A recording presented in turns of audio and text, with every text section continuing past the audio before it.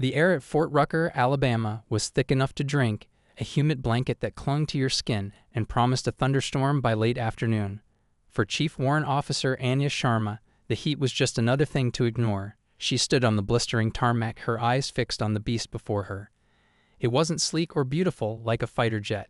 It was a skeleton, a dragonfly made of steel and wire, all function and no frills.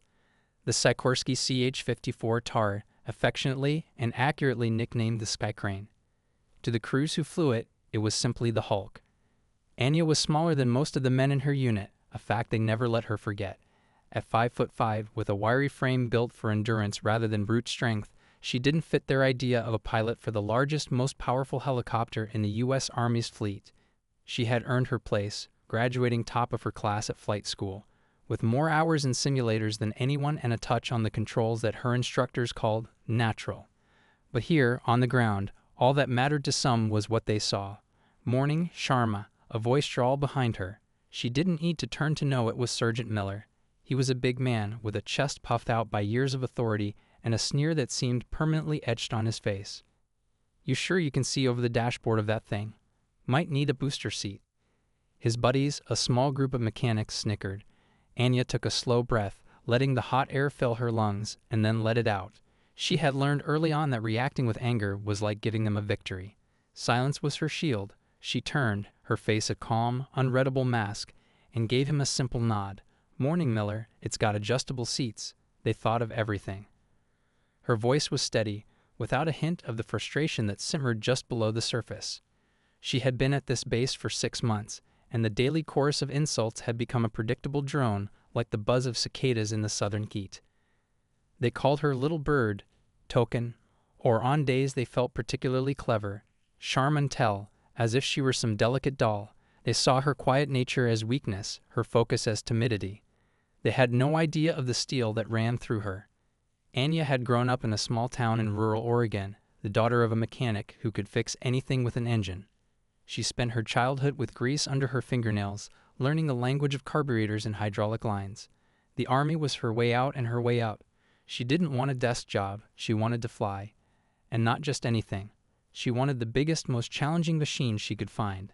The Sky Crane was a legend, a workhorse that could lift entire houses, retrieve downed aircraft, and deliver supplies where no one else could. It took more than just strength to fly it. It took finesse, a deep understanding of physics, and a connection to the machine that was almost spiritual. She finished her pre-flight check, her hands moving with practiced efficiency over the joints, the rotor connections, the massive hydraulic pistons. She ignored the whispers and the stares. Let them watch. Let them doubt. The cockpit was her sanctuary, the one place where her actions spoke louder than their words. Inside, the smell of oil, metal, and worn leather filled the air. It was a smell of power, of potential.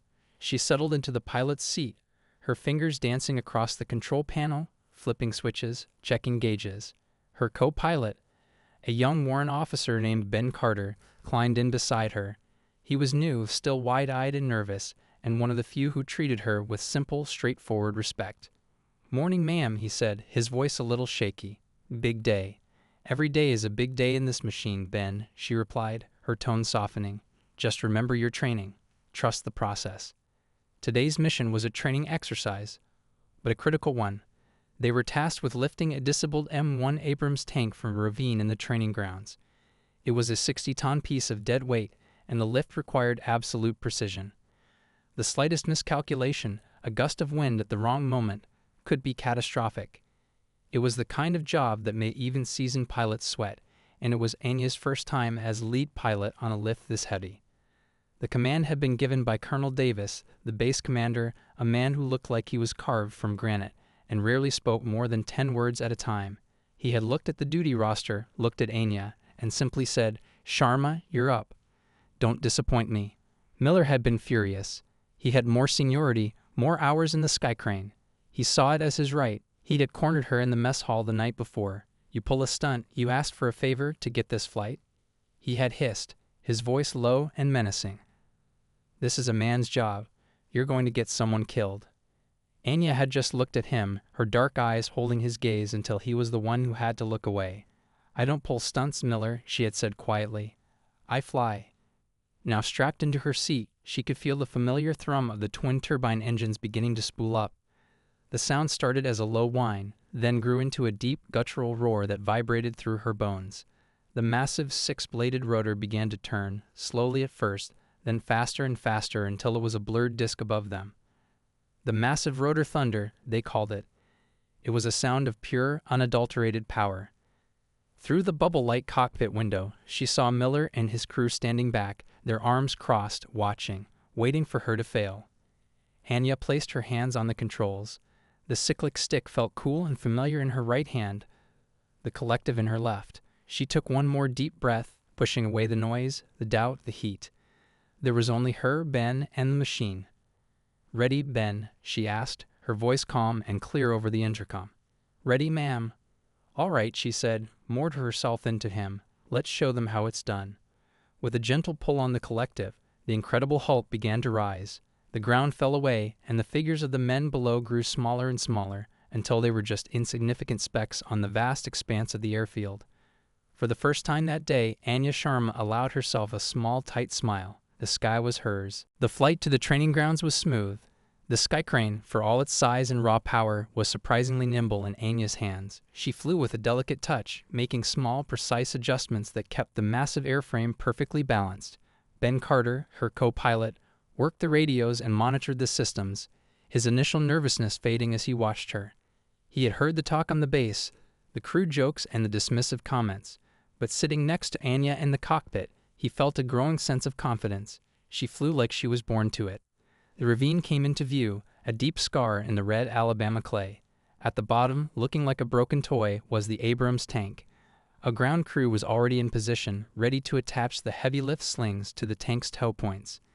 Anya began a slow, careful descent, circling the site to get a feel for the wind currents. The air in a ravine could be treacherous, with unpredictable updrafts and downdrafts. "Ground team, this is Skyhook 1. Anya's voice was professional, all business. "I'm on station. What's the wind at your position?" The voice of the ground crew chief crackled back. "Skyhook 1, we're reading 5 knots out of the southeast, but it's shifty down here. Be advised you've got some shear about 50 feet above us." "Roger that, ground team," Anya acknowledged. Wind shear was dangerous.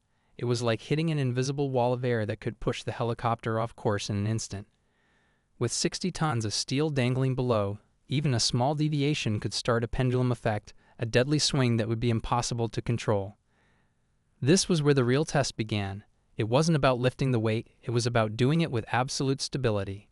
Anya brought the Hulk into a hover directly over the tank. The noise was deafening, a percussive roar that shook the very ground. The rotor wash kicked up a storm of dust and debris, blasting the trees on the ravine's edge. From her unique rear-facing pilot's seat in the aft cockpit, Anya had a perfect view of the operation below. This secondary control station was one of the Skycrane's most unique features, allowing the pilot to face backward and operate the aircraft while watching the load. It was a position that required immense concentration and a different kind of flying skill. "All right, Ben, you have the forward controls," she said, switching her focus. "Keep us steady." "You got it, ma'am." Anya's hands moved to the aft controls. Now she was flying the helicopter while looking straight down. The ground crew, dwarfed by the tank, moved in with the massive steel cables. It was a slow, painstaking process. One of the cables was being stubborn, its latch refusing to connect properly. The ground crew chief was struggling with it, his movements becoming more frantic under the relentless pressure of the rotor wash. Suddenly, a voice cut through the radio, sharp and laced with condescension. "Having trouble down there, Skyhook 1? Maybe the load is too much for the pilot to handle." Anya recognized the voice instantly. It was Miller. He wasn't supposed to be on this channel. He was monitoring from the base command tower, but protocol dictated he remain silent unless there was an emergency. His comment was a deliberate jab, a piece of psychological warfare broadcast for everyone to hear. He was trying to rattle her. Anya's jaw tightened. She saw the ground crew chief look up, his face a mixture of frustration and embarrassment. Miller's comment had just doubled the pressure on him. "Miller, this is Skyhook 1, Anya said, her voice dangerously calm. "Maintain radio silence on this channel. You are interfering with a critical operation." There was a pause, then a chuckle. "Just trying to help, Sharma. Wouldn't want you to break a nail."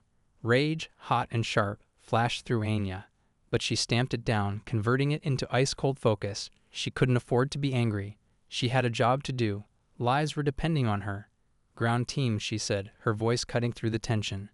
"Talk to me. What's the issue with the forward sling?"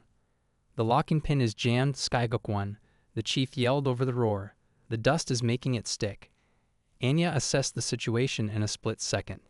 They were burning fuel, and the longer they hovered, the more risk they incurred from the shifty winds. She had to make a decision. "All right, ground team, stand clear of the forward sling," she commanded. "I'm going to try something." "Mom." Ben's voice was tight with concern from the front cockpit. "What are you doing?" "A little percussive maintenance," she replied.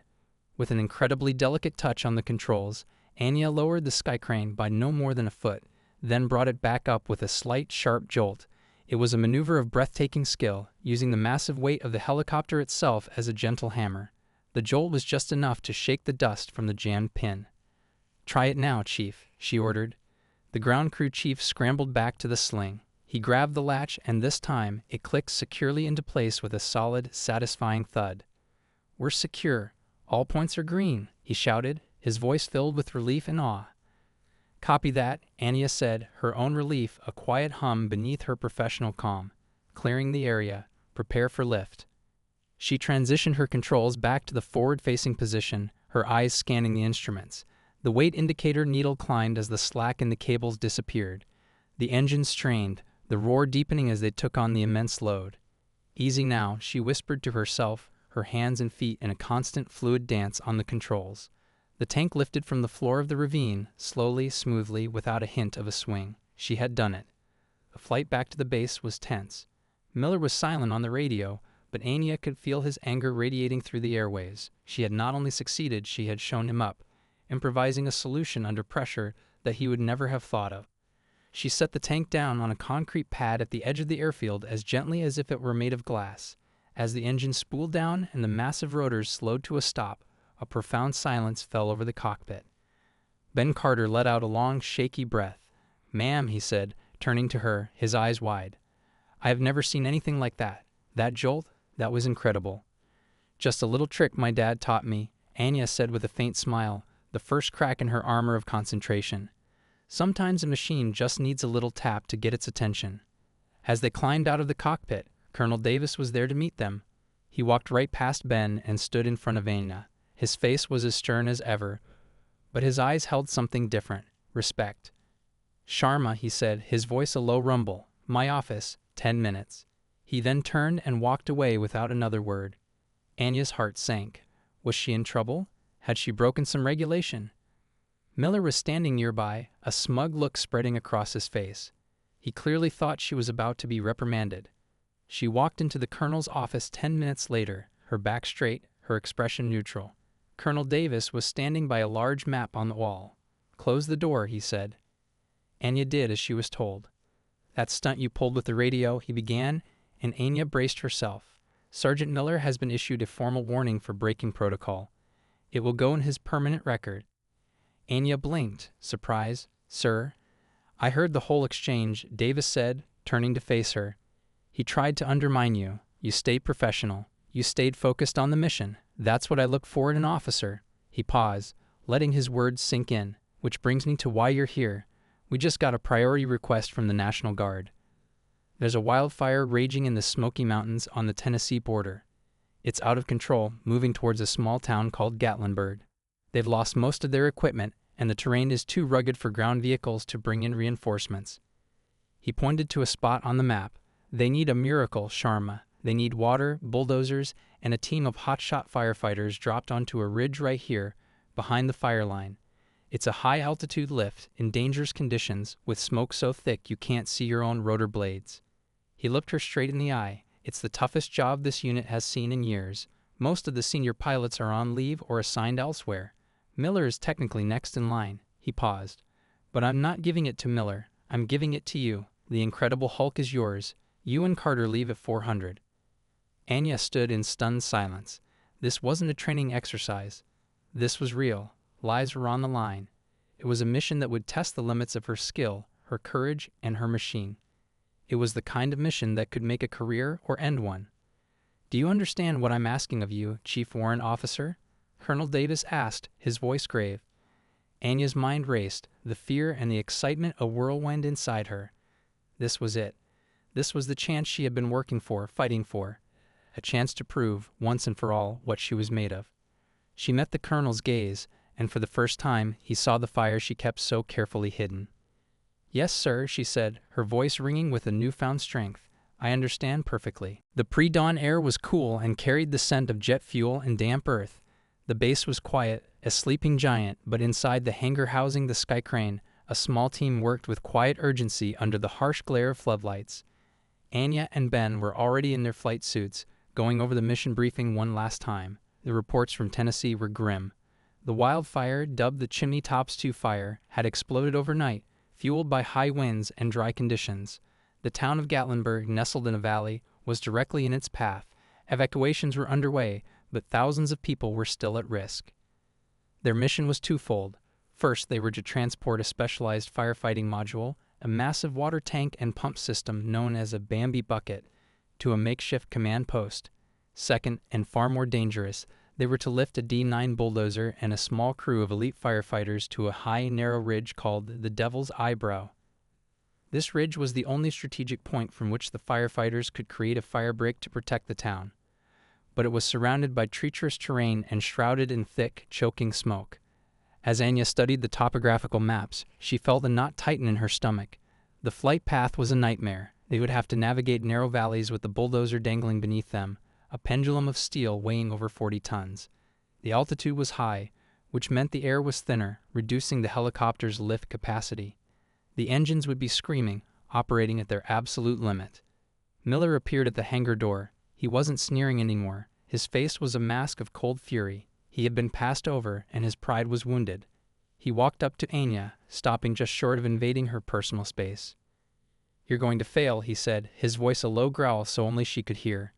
"You're not experienced enough for this. You're going to fly into that mountain, and it will be on Davis's head, not mine." Anya didn't look up from the map. "I'm focused on the mission, Miller. I suggest you do the same." "There is no mission if you can't handle the flight," he shot back. "When you get into trouble up there, and you will, don't expect anyone to come and save you. You're on your own, little bird." He turned and stormed off, leaving a toxic silence in his wake. Ben looked at Anya, his expression worried. "Don't listen to him, ma'am." Anya finally looked up, her eyes meeting his. She folded the map with deliberate precision. "Don't worry, Ben. I'm not listening to him. I'm listening to the machine." The takeoff was thunderous. As the Sky Crane lifted off from Fort Rucker, carrying the massive Bambi bucket, the first rays of dawn were breaking, painting the eastern sky in shades of orange and pink. The flight north was a race against time. Anya pushed the Hulk to its maximum cruising speed, the twin engines devouring fuel at an astonishing rate. Hours later, they crossed into Tennessee airspace. The beauty of the Smoky Mountains was marred by a terrifying sight. A colossal plume of dark gray smoke billowed into the sky, a monstrous, churning cloud that blotted out the sun. It was far worse than the reports had indicated. They landed at the temporary command post, a hastily cleared field miles from the fire. The air was thick with the smell of burning pine. Anya set the water module down with practiced ease, and it was immediately swarmed by firefighters. The mission commander, a grizzled man with a soot-stained face named Chief Reynolds, ran up to the cockpit as Anya was preparing for the second leg of their journey. "Skyhook 1, he yelled over the still whining engines. "The winds have shifted. The fire's moving faster than we thought. You have to get my men and that dozer up to the ridge, now." "We're on our way, Chief," Anya yelled back. They lifted off again, this time with the massive D9 bulldozer secured in a heavy-duty sling beneath them. The weight was immense, and Anya could feel the strain on the airframe. Every gust of wind was a physical blow, trying to wrench the controls from her hands. As they approached the mountains, the smoke became a solid wall. Visibility dropped to near zero. They were flying on instruments alone, navigating through a blind, hostile world. The air was turbulent, tossing the giant helicopter around like a leaf. "I can't see anything, ma'am," Ben said, his voice strained. His job was to watch the instruments, but his eyes kept darting to the gray nothingness outside the windows. "The instruments can see, Ben," Anya said, her own voice a beacon of calm in the chaos. "Trust them. Call out my altitude. Call out my airspeed. Be my eyes." They were in the soup, a disorienting world of gray. The only sounds were the scream of the engines, the rhythmic thwump, thwump, thwump of the rotor blades, and the creak of the airframe under stress. The bulldozer below was an invisible anchor, pulling them down, its immense weight a constant, terrifying presence.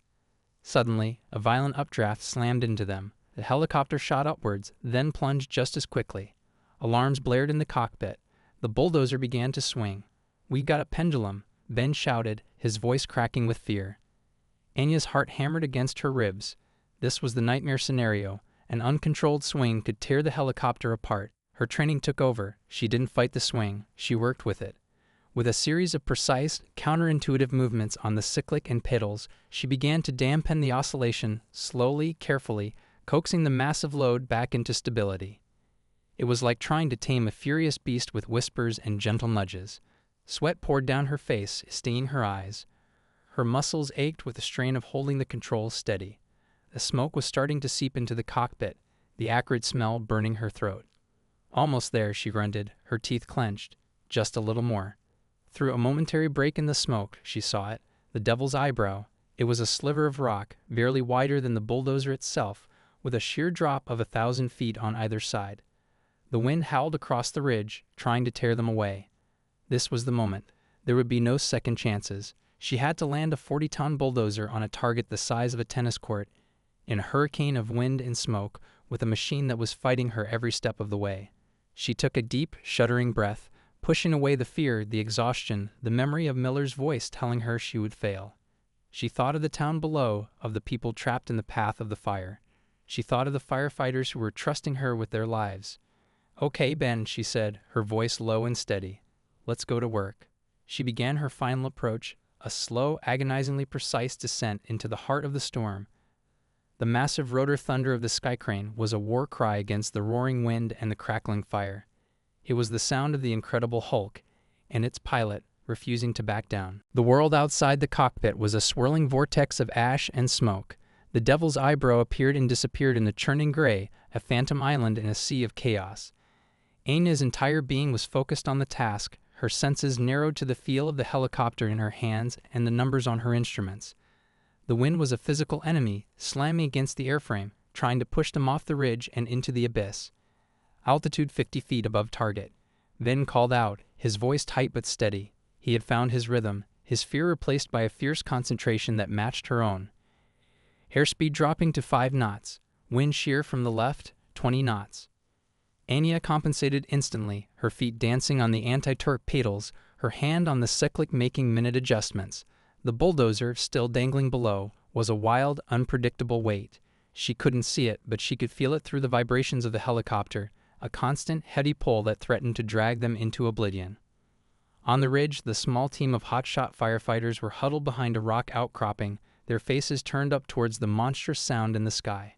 They could hear the skycrane, feel the ground shake with its power, but they could only catch fleeting glimpses of its skeletal frame through the smoke. They were waiting for their machine, their lifeline. 10 feet, Ben yelled. Drifting right.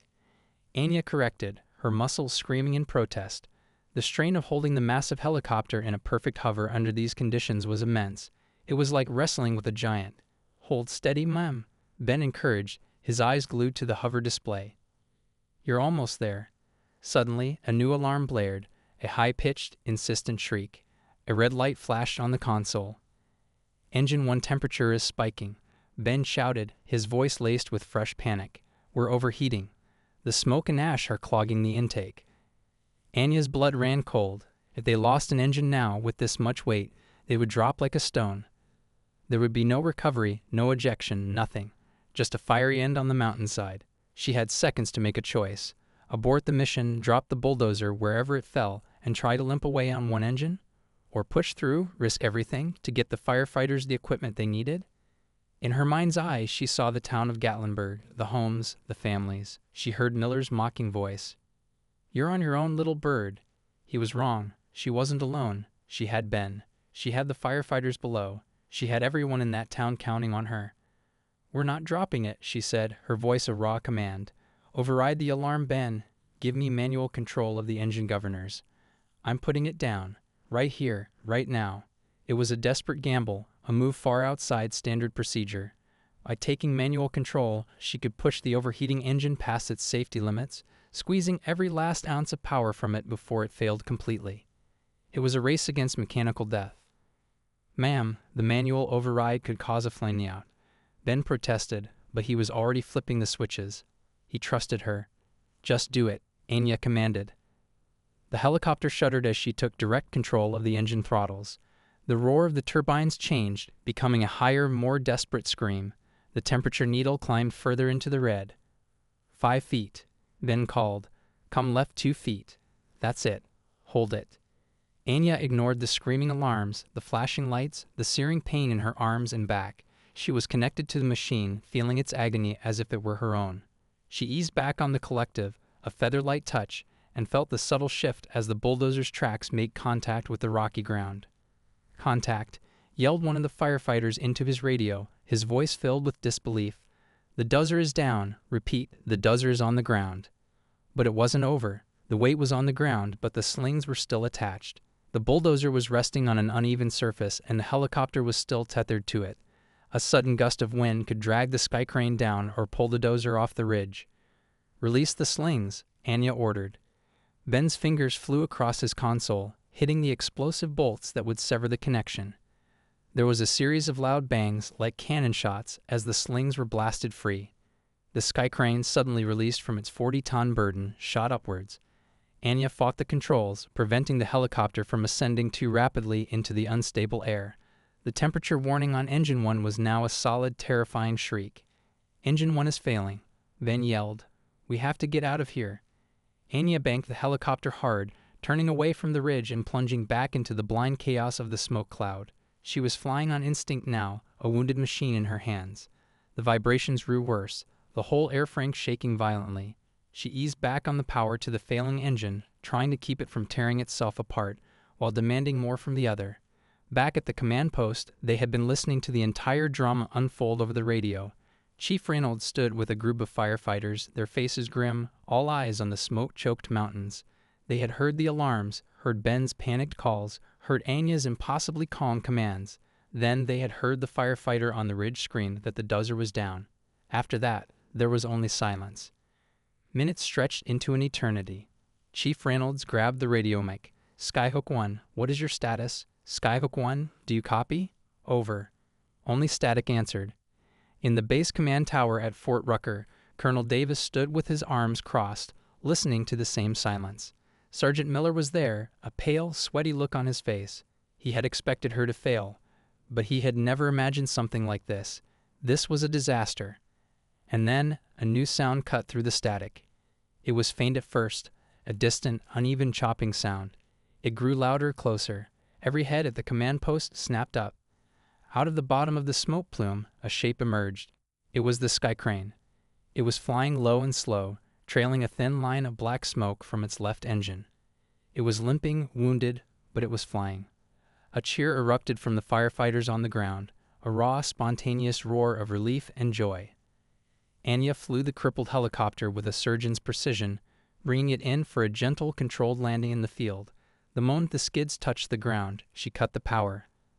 The remaining engine whined down, the great rotors slowed, and an almost deafening silence fell. For a long moment, nobody moved. The cockpit was filled with the smell of burnt oil and ozone. Anya's hands were still gripping the controls, her knuckles white. She was shaking, not from fear, but from sheer, bone-deep exhaustion and adrenaline. Ben finally broke the silence. "We're down," he whispered, his voice hoarse with emotion. "We're down." Anya leaned her head back against the seat, closing her eyes. She had done it.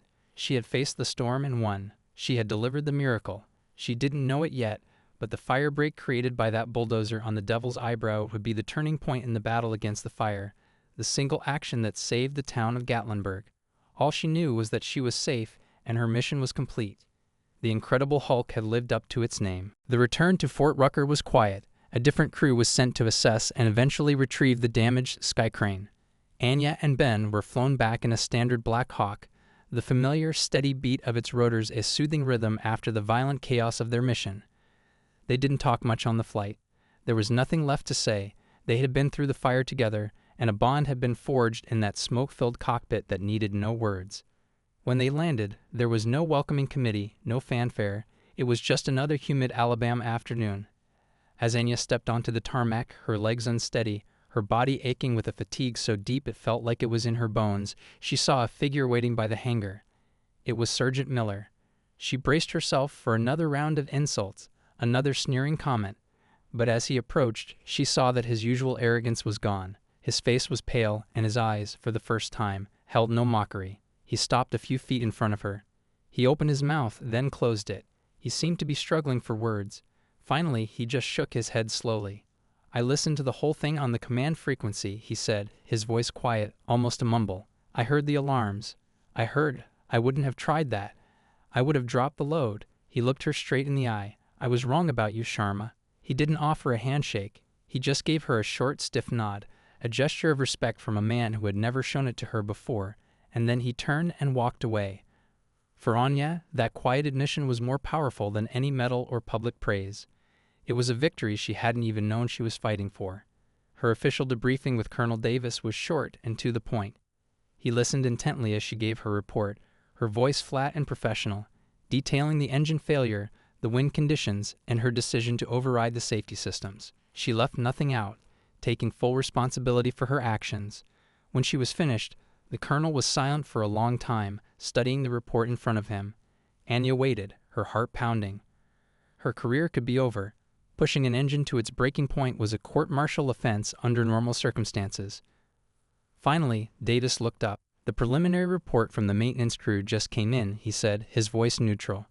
"They found evidence of tampering with the fuel line sensor on Engine 1. A small, deliberate crimp.